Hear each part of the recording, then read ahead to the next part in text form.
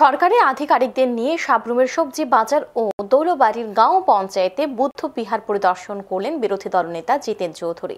বুধবার তিনি পরিদর্শন করেন বিধায়ক এলাকা উন্নয়ন তহবিলের অর্থ যেসব কাজের জন্য বরাদ্দ করা হয়েছিল সেগুলি।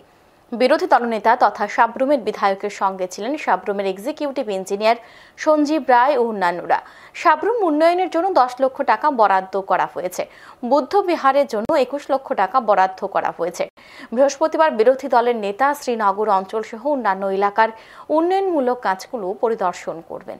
এদিন বিরোধী দলনেতা জিতেন চৌধুরী বলেন, বিধায়ক উন্নয়নের তহবিল থেকে সাবরুমের বিভিন্ন জায়গাতে উন্নয়নমূলক কাজ করা হবে। দেখে নেব বিস্তারিত।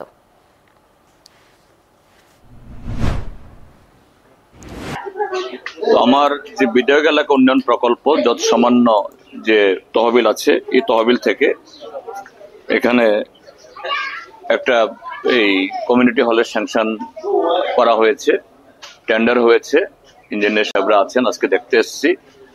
আগামী সপ্তাহ 10 দিনের মধ্যে কাজ শুরু হবে।